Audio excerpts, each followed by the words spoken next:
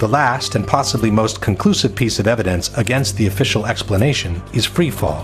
In any case, the near freefall speed of about 10 seconds has been confirmed by different official sources. The 9/11 Commission wrote that the South Tower collapsed in 10 seconds. Mr. Sunder from NIST has confirmed similar timings. The measurements have indicated that Tower 1 collapsed in about 11 seconds and Tower 2 collapsed in about 9 seconds. Mr. Sunder has also acknowledged that the towers came down practically at free fall speed. As a result, the entire top of the building came down pretty much in free fall. The same admission is present in the official report. Since the stories below the level of collapse initiation provided little resistance, the building section above came down essentially in free fall. Furthermore, a couple of seconds more or less would not make a big difference, as the time for the transfer of momentum between each collapsing floor must be considered anyway. As energy is drained away from the system to deform those members, it would slow down the descending mass and cause a descent at less than free fall speed. You're looking for a jolt.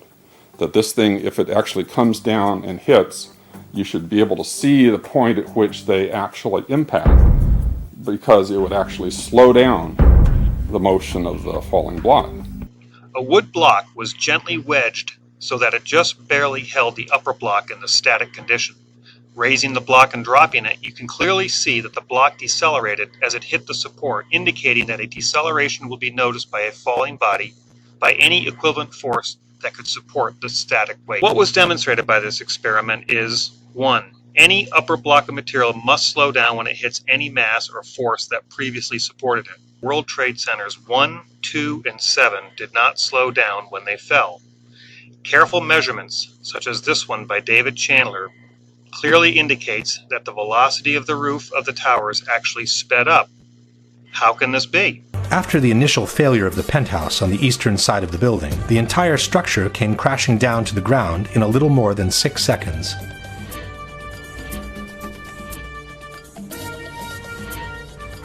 David Chandler of Architects and Engineers has measured the downwards acceleration of the building from the start of the global collapse. We can measure the acceleration of Building 7 by video analysis. The slope of the velocity graph gives the acceleration.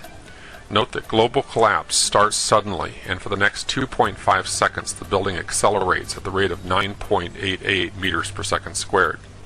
In other words, the rate of collapse of World Trade Center Building 7 over the first 2.5 seconds is literally indistinguishable from free fall in a vacuum. When Architects and Engineers presented NIST with these calculations, they forced them to correct their preliminary report and acknowledge the free fall of the building for the first 8 stories of the collapse.